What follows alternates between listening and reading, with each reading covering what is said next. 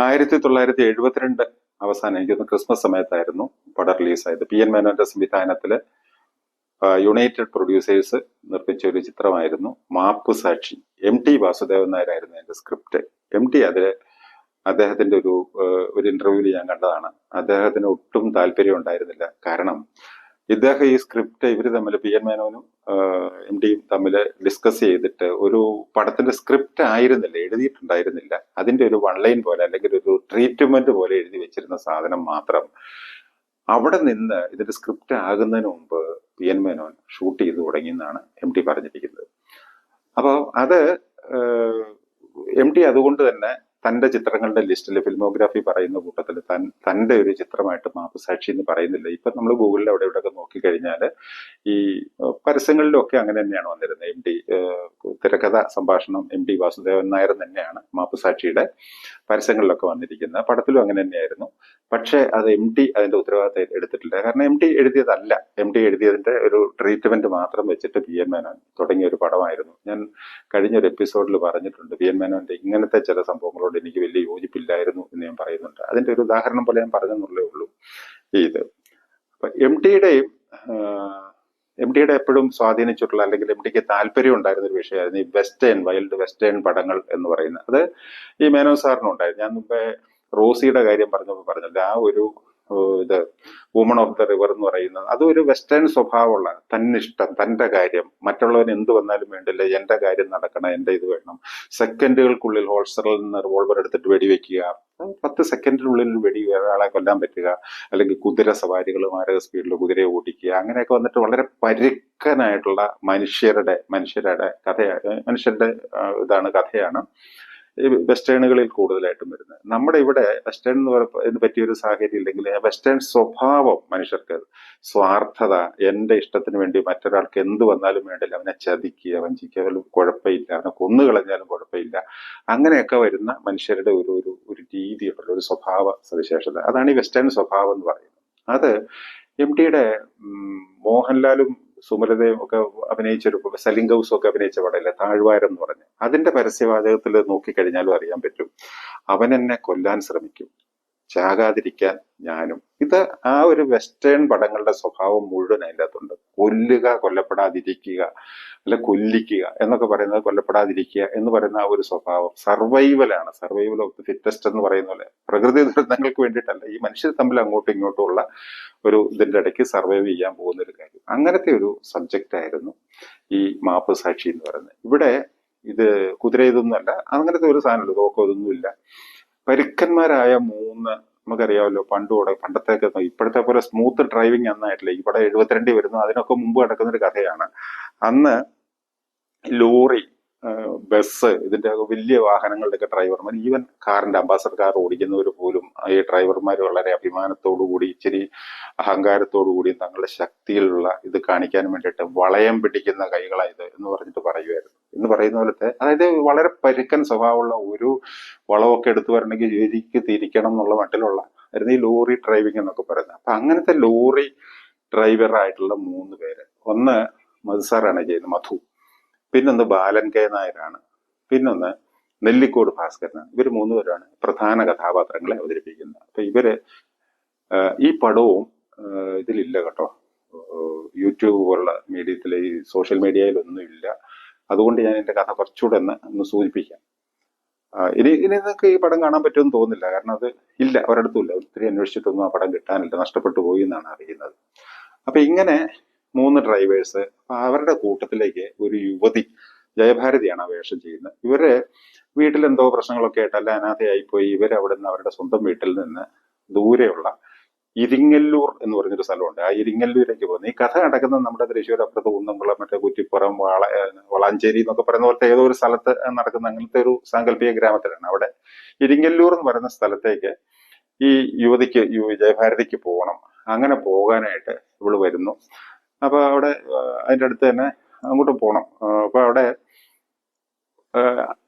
ഇടയ്ക്ക് വണ്ടിപ്പേട്ട എന്ന് പറഞ്ഞിരുന്നുണ്ട്, വണ്ടി ലോറി താവളമുണ്ട്. അവിടെ ഇറങ്ങിയിട്ട് അവിടുന്ന് പിന്നെ വേറെ വണ്ടിക്ക് വേണം ഈ ഇരിങ്ങല്ലൂർ എന്ന് പറഞ്ഞ സ്ഥലത്തേക്ക് പോകാനായിട്ട്. അവിടെ ജയഭാരതി ഇറങ്ങും. യവന്മാർ വന്നിട്ട്, ഇവർ ഈ ലോറി ഓടിക്കുന്ന ടീം വന്നിട്ട് പലരുണ്ട്. അപ്പൊ അതില് മധുവിന്റെ അസിസ്റ്റന്റ് ആണ് നെല്ലിക്കോട് ഭാസ്കരൻ. മധുവിന് സ്വന്തമായിട്ട് അത്ര സമ്പത്തില്ല, പുള്ളിക്ക് സ്വന്തമായിട്ട് ലോറിയില്ല, മറ്റാരുടെ ലോറി ഓടിക്കുകയാണ്. അതേസമയത്ത് ബാലൻ കെ നായർക്ക് സ്വന്തമായിട്ട് ലോറിയുണ്ട്, പുള്ളി അല്പം കൂടെ കാശുള്ളവനാണ്, അതിന്റെ ഒരു അഹങ്കാരവും ഹുങ്കും ഒക്കെ ബാലൻ കെ നായർക്ക് ഉണ്ട് താനും. അപ്പൊ ഇങ്ങനെ ഈ റഫായിട്ടുള്ള 3 പേരുടെ ഇടയ്ക്കോട്ട് ഈ പെൺകുട്ടി, ഈ യുവതി ജയഭാരതി കടന്നു വരുന്നതാണ്. അന്ന് ബസ്സില്ല, ഈ ഇവിടെ ഇറങ്ങി കഴിഞ്ഞിട്ട് ചായ ഒക്കെ കുടിച്ച് കഴിയുമ്പോൾ അറിയുന്ന ഇരിങ്ങല്ലൂർ എന്ന് പറയുന്ന സ്ഥലത്തേക്ക് പോകാനായിട്ട് അന്ന് ബസ്സില്ല. ബസ്സില്ലാതെ വന്ന് കഴിയുമ്പോൾ അന്ന് അവിടെ ഇവർ ഈ ചായക്കടയിൽ അഭയം കൊടുക്കും. ഇത് കഴിഞ്ഞ് അടുത്ത ദിവസം ഇവര് അഭയം കൊടുക്കാൻ തയ്യാറാകും. അത് കഴിഞ്ഞിട്ട് ഇവർ പോകും. ഈ ലോറിയെ കയറിയിട്ട് ഈ പെണ്ണ് പോകുന്നത് ബാലൻ കെ നായർക്ക് ഒട്ടും പിടിക്കില്ല. കാരണം ഇവള് കയറി പോകുന്ന മധുവിന്റെയും നെല്ലിക്കോട് ഭാസ്കരന്റെ ഇവിടെ ഇടയ്ക്കാണ് ജയഭാരതി ഇരുന്നിട്ട് പോകുന്നത്. അപ്പൊ പുള്ളി നോക്കുമ്പോൾ അവന്മാർക്ക് സ്വന്തമായിട്ട് കാശില്ല, സ്വന്തമായിട്ട് വണ്ടി പോലും ഇല്ല, എനിക്കാണെങ്കിൽ ഇതെല്ലാം ഉണ്ട്, അവരെക്കാളും മസിലുണ്ട്, ശക്തനാണ് ഞാൻ, ഇങ്ങനെയൊക്കെ ഉള്ള ഒരു അഹങ്കാരമുള്ള ബാലൻ കെ നായർക്ക് അവിടെ തന്നെ ഇത് പിടിക്കുന്നില്ല. ആ ഒരു വെസ്റ്റേൺ സ്വഭാവം അവിടെ വരുവാണ്. ഇത് കഴിഞ്ഞ് ഇവര് വിട്ടുപോയിട്ട് ഈ ഇരിങ്ങല്ലൂര് എന്ന് ഇറങ്ങി കഴിയുമ്പോഴാണ് അറിയുന്നത് ജയഭാരതിയുടെ ബന്ധുക്കളെ, ഇവിടെ ഏത് വീട്ടിലേക്ക് പോകാൻ ആഗ്രഹിച്ചിരുന്ന ബന്ധു വീട്ടിലേക്ക് പോകാൻ ആഗ്രഹിച്ചിരുന്നു. അവിടെ ചെന്നപ്പോ ആ ബന്ധുക്കാര് അതൊക്കെ ആ വീടും ഒക്കെ പണ്ടേ വിറ്റുപെറുക്കി വേറെ എങ്ങാണ്ടേക്ക് പോയിരിക്കുന്നു. അവരെങ്ങോട്ടാ പോയതെന്നുള്ളത് ആർക്കും തന്നെ അയൽവക്കക്കാർക്കൊന്നും അറിയില്ല, അവര് സ്ഥലത്തില്ല. അപ്പം ഫലത്തില് ജയഭാരതി എത്തപ്പെട്ടിരിക്കുന്നത് ഒരു ആശ്രയമില്ലാത്തൊരു സ്ഥലത്താണ്. അപ്പൊ ഇവർക്ക് ആശ്രയം കൊടുക്കും, ഈ ജയഭാരതിക്ക് ആശ്രയം കൊടുക്കുക, ഞങ്ങളുടെ വീട്ടിൽ താമസോളാൻ പറഞ്ഞിട്ട് ഈ 3 ചെറുപ്പക്കാരതായ ഈ ലോറി ഡ്രൈവർമാര് താമസിക്കുന്നിടത്ത് ജയഭാരതി താമസിക്കുവാണ്. അവിടെ ഉണ്ടാകാവുന്ന പുകിലുകൾ കോമഡി അല്ല, അതിന്റെ സീരിയസ് ആയിട്ടുള്ള വശങ്ങളാണ് അവിടെ വർക്ക് ചെയ്തിരിക്കുന്നത്. ഈ 3 പേർക്കും ജയഭാരതിയോട് പ്രണയം തോന്നും. അവിടെ ഈ ജയഭാരതിയെ സഹായിക്കാൻ വരുന്ന ഒരു പ്രായം ചെന്നൊരു സ്ത്രീയുണ്ട്. അവര് ഇതില് കൂട്ടത്തില് മധു കുറെ കൂടെ സോഫ്റ്റ് ആയിട്ടുള്ള മനുഷ്യനാണ് നാച്ചുറലി. ബാലൻ കെ നായർ കുറെ കൂടെ പരുക്കനാണ്. ഇയാളാണ് ഒരു പേടിത്തൊണ്ടനാണ്, ഈ നെല്ലിക്കോട് ഭാസ്കരൻ. അപ്പം അവിടെ വേലയ്ക്ക് സഹായിക്കാൻ വരുന്നൊരു തള്ള മധുവിനോട് എനിക്ക് ചോദിക്കുന്നുണ്ട്, നിനക്ക് ആ പെൺകുട്ടിയെ കല്യാണം കഴിച്ചുകൂടെ, ദേവുവിനെ കല്യാണം കഴിച്ചുകൂടെ എന്നും പറഞ്ഞ് ചോദിക്കുന്നുണ്ട്. അപ്പൊ മധു പറയുന്ന സ്വന്തമായിട്ട് എനിക്ക് ഒരു ലോറി ഇതൊക്കെ ആകട്ടെ, അധ്വാനിച്ചിട്ട് വേണം ജീവിക്കാനായിട്ട്, സ്വന്തമായിട്ട് ലോറിയൊക്കെ ആയതിനു ശേഷം ഞാൻ അവളെ കല്യാണം കഴിച്ചോളാം, അതാണ് എൻ്റെ ആഗ്രഹം എന്നൊക്കെ പറഞ്ഞിട്ട് പുള്ളി നിൽക്കുകയാണ്. അങ്ങനെ ഒരു യുവതി സന്തോഷവതിയായിട്ട് ഇവരുടെ കൂടെ താമസിക്കാൻ തുടങ്ങിയപ്പോൾ ഇവരുടെ ജീവിതത്തിന് തന്നെ മാറ്റം വരുവാണ്. അവരുടെ ജീവിതത്തിന് കുറെ കൂടെ അടുക്കും ചിട്ടയും വരുന്നു. ആ വീട് വൃത്തിയുള്ളതും വെടിപ്പുള്ളതായിട്ട് അവരവിടെ അടിച്ചു വാരി തൂത്ത് അവിടെ കാർത്തിക ഒരു വിളക്കുകൾ കത്തിച്ചു വെച്ചിട്ട് ആഘോഷിക്കുന്നൊക്കെ ഉണ്ട് പെൺകുട്ടി വന്നതിന് ശേഷം. അവിടെ ഒരു പാട്ടുണ്ട്, വൃശ്ചിക കാർത്തിക പൂവിരിഞ്ഞു വീടായ വീടെല്ലാം പൊന്നണിഞ്ഞു, നല്ലൊരു പാട്ടുണ്ട് ജാനകി പാടിയിരിക്കുന്നത്. അപ്പൊ അത് അങ്ങനത്തെ ഒരു ഇതായിട്ട് വളരെ സന്തോഷമായിട്ടൊക്കെ പോവുകയാണ്. പക്ഷെ ഇതിന്റെ ഇടയ്ക്ക് ഇത് കഴിയുമ്പോൾ നാച്ചുറലായിട്ട് മനുഷ്യർക്ക് ഉണ്ടാകാവുന്ന ഒരു അങ്ങോട്ടും ഇങ്ങോട്ടും, ഞാൻ മുമ്പേ പറഞ്ഞില്ലേ, ആ മനുഷ്യരുടെ ഉള്ളിൽ എങ്ങനെയാണെന്നുള്ളത് നമുക്ക് പറയാൻ പറ്റില്ലല്ലോ. മധുവിന് ഈ പെണ്ണിനോട് സ്നേഹമുണ്ട്. ഈ 3 പേർക്കും ഈ കൂട്ടത്തിൽ ദുർബലനായിട്ടുള്ള കുഞ്ഞിരാമൻ എന്ന് പറയുന്ന ഇയാൾക്കുണ്ടല്ലോ, നെല്ലിക്കോട് ഭാസ്കരന് പോലും ഈ പെണ്ണിനോട് പ്രണയം തോന്നുകയാണ്, ഇവളെ സ്വന്തമാക്കണം എന്നുള്ള ആഗ്രഹം തോന്നി. അങ്ങോട്ടും ഇങ്ങോട്ടും ഇവരുടെ മനസ്സിൽ ഇതിന്റെ സംഘർഷം ഉരുണ്ടുരുണ്ട് വരുന്നതും ഇവര് തമ്മിലൊരു ഫൈറ്റ്, സംഘട്ടനം എന്ന് പറഞ്ഞാൽ ആ ഒരു ലെവലിലേക്ക് പോകുന്നൊക്കെ ആയിട്ടാണ് ഇതിന്റെ കഥ മാറുന്നത്. അത് ഇതിന്റെ ഇടയ്ക്ക് നമ്മൾ ഒട്ടും പ്രതീക്ഷിക്കാത്ത രീതിയിൽ ഈ നെല്ലിക്കോട് ഭാസ്കരൻ പ്ലാൻ ചെയ്തിട്ട് ഇയാള് ഈ ബാലൻ കെ നായരുടെ കഥാപാത്രത്തിനെ കൊന്നുകളയുവാണ്. കൊന്നിട്ട് ആ കുറ്റം മധു സാർ ചെയ്യുന്ന ലോറി ഡ്രൈവറുടെ തലയിലാക്കിയിട്ട് ഇതിന് ചില കള്ളസാക്ഷികളെ കുതിരോട്ടം പപ്പു ഒക്കെ ഇതിൻ്റെ അകത്തൊരു ബയോസ്കോപ്പ് നടത്തുന്ന, ഈ ലോറി താവളത്തിന്റെ അടുത്ത് ഒരു ബയോസ്കോപ്പ് ഒരു ഇതുണ്ട്, കാർണിവൽ സംഘമൊക്കെ വരുന്നുണ്ട്, അവിടെ ബയോസ്കോപ്പ് പ്രദർശനമൊക്കെ നടത്തുന്ന ഒരാളായിട്ടാണ് കുതിരോട്ടം പപ്പു വരുന്നത്. കുതിരോട്ടം പപ്പു അതുപോലുള്ള ഈ ചായക്കടയിലെ ചില ആൾക്കാരെ ഇവരെയൊക്കെ സ്വാധീനിച്ചിട്ട് മധുവിനെതിരായിട്ട് കള്ളസാക്ഷിയൊക്കെ പറയിപ്പിച്ചിട്ട് ഈ കുറ്റം മധുവിന്റെ തലയിൽ വെച്ചു കൊടുത്തിട്ട് മധു ശിക്ഷിക്കപ്പെട്ട് ജയിലിൽ പോവുക.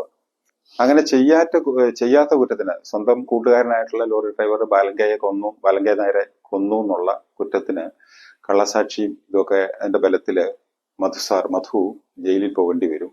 പുള്ളി ജയിൽവാസം അനുഭവിക്കുകയാണ്. അങ്ങനെ അവിടെ നിന്നും മടുത്തിട്ട് പുള്ളിക്ക് പ്രതികാരവാഞ്ച ഉള്ളിലുണ്ടായിട്ട് താൻ ചെയ്യാത്തൊരു കുറ്റമാണ്, അങ്ങനെ ജയിലിൽ ചാടി ഈ ഇവനോടുള്ള പ്രതികാരം വീട്ടാനുണ്ട്. അതായത് നെല്ലിക്കോട് തന്റെ അസിസ്റ്റന്റ് ആയിരുന്നു, തന്റെ ഭൃത്യന്റെ സ്ഥാനത്ത് നിന്നിരുന്ന, അല്ലെങ്കിൽ അങ്ങനെ വളരെ ദുർബലനായിട്ട് നിന്നിരുന്ന ഒരാൾ, അവനെ ഒത്തിരി ആൾ സഹായിച്ചിട്ടും ഒക്കെ ഉള്ളതാണ്, അവനാണ് തനിക്കിട്ടി ചെയ്തിരിക്കുന്നത്. അങ്ങനെ ഇവനെ ഇതായിട്ട് വരുന്ന വഴിക്ക് കള്ളസാക്ഷി പറഞ്ഞ പപ്പുവിനെയൊക്കെ ശരിക്കും വരട്ടുന്നുണ്ട്. ഇത് കഴിഞ്ഞ് വന്നിട്ട് ഈ നെല്ലിക്കോടന്റെ വീട്ടിലേക്ക് വരുമ്പോൾ അവിടെ കാണുന്നത്, അവിടെ ഇയാൾക്കൊരു കുട്ടി ഉണ്ടായിട്ടൊരു കുട്ടി വളരെ ശിശു ചിരിച്ചുകൊണ്ട് നിഷ്കളങ്കമായ എൻ്റെ മുഖവും കണ്ട് മധു തകർന്നു പോവുകയാണ്. പക്ഷെ അവിടെ നിന്ന് പിന്നെ ഇവര് നെല്ലിക്കോട് ഭാസ്കരൻ വരുന്നതും ഇയാളൊരു ലോറിയൊക്കെ സംഘടിപ്പിച്ചിരിക്കുന്നു. ഈ ലോറിയില് ഓടുന്നു, മധു സാറ് പുറകെ പോകുന്നു, ലോറി ഓടിച്ചോണ്ട് പോകുന്നു. അങ്ങനെ ലോറി ചേസും കാര്യങ്ങളും ഒക്കെ ആയിട്ട് ഒന്ന് വളരെ ഇതായിട്ട് വളരെ സാഹസികമായിട്ട് എടുത്തിരിക്കുന്ന ഷൂട്ട് ചെയ്തിരിക്കുന്ന സാധനം ലോറി ചേസ് എന്നൊക്കെ പറഞ്ഞ് അങ്ങനെ സാഹസികമായിട്ട് ഇവരുടെ ഈ ലോറി ചേസിങ് വളവുകളും ഇതെല്ലാം തിരിഞ്ഞ പ്രത്യേകിച്ച് ആ സൈഡിലുള്ള റോഡുകളാണല്ലോ, അത്ര ഇന്നത്തെ പോലെ വീതിയുള്ള റോഡൊന്നുമല്ല. അത്ര ഇതിലൂടെ ഇങ്ങനെ പോയി വളരെ സ്പീഡിൽ ഓടിച്ചോടിച്ചും അത് ചേസ് ചെയ്യുന്നു. നെല്ലിക്കോട് ഭാസ്കരൻ ഓടിക്കുന്നു. അങ്ങനെ വന്നിട്ട് ലോറി മറിഞ്ഞൊരു കൊക്കയിലേക്ക് വീണ്ടും നെല്ലിക്കോട് ഭാസ്കരൻ മരിച്ചു പോകുന്നതായിട്ടാണ് ഈ പടം തീരുന്നത്. അപ്പൊ ഇതില് ഇങ്ങനെ ഒരു റഫായിട്ട് സാധാരണ അന്ന് മലയാളത്തിൽ വരുന്ന പോലത്തെ ഒരു പടമല്ല അത്. കാരണം ഈ ഒരു വെസ്റ്റേൺ സ്വഭാവം തന്നെ ഒക്കെ ആയിട്ടുള്ളൊരു പടം. ഇതിൻ്റെ അകത്ത് ഒരു ബാബുരാജാണ് ട്യൂൺ ചെയ്തിരിക്കുന്ന പാട്ട്. ഒരു 2 പാട്ടുകൂടെ ഉണ്ട്. ഒന്നും ഇത് ശ്രീകുമാരൻ തമ്പി എഴുതി ബാബുരാജ് ട്യൂൺ ചെയ്ത 2 പാട്ടും, പിന്നെ ഇത് കൂടാതെ മങ്കൊമ്പ് എഴുതിയിട്ട് ബാബുരാജ് ട്യൂൺ ചെയ്തൊരു പാട്ടും കൂടെ താരാട്ട് പാട്ടുണ്ട്. അതിപ്പോ ഒരിടത്തും കിട്ടാൻ പോലും ഇല്ല. അത് അത്ര സുഖമുള്ളൊരു പാട്ടായിരുന്നില്ല. പിന്നെ ഉള്ളത് നല്ലൊരു പാട്ടാണ്, ജയചന്ദ്രൻ പാടിയൊരു പാട്ടുണ്ട്. പകലുകൾ വീണു വീണു തകർന്നു പാവം നിന്റെ മനോരാജ്യത്തിൽ പാഴ്ചക്രവാളത്തിൽ. അങ്ങനെ മനോഹരമായിട്ടൊരു പാട്ടുണ്ട് ജയചന്ദ്രൻ പാടിയത്. പിന്നെ താരാട്ടുപാട്ട് അത്ര ശോഭിച്ചില്ല. അങ്ങനെ 3 പാട്ടാണ് ഈ പടത്തിലുള്ളത്. അന്ന് ഈ പടം വന്നിട്ട് ദയനീയ പരാജയം എന്ന് തന്നെ പറയേണ്ടി വരും. എനിക്ക് തോന്നുന്നു 2-3 ദിവസം കഴിഞ്ഞപ്പോൾ പടം മാറിപ്പോയി. ഒരാഴ്ച കഷ്ടിച്ച് ഓടിയില്ല.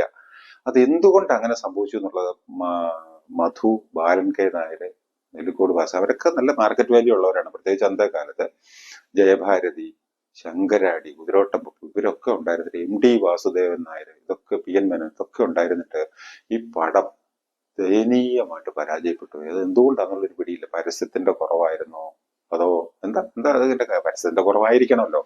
അങ്ങനെ വളരെ ദയനീയ പരാജയം സംഭവിച്ച് ഏറ്റുവാങ്ങേണ്ടി വന്നൊരു പടമായിരുന്നു യുണൈറ്റഡ് പ്രൊഡ്യൂസേഴ്സിന്റെ മാപ്പുസാക്ഷി.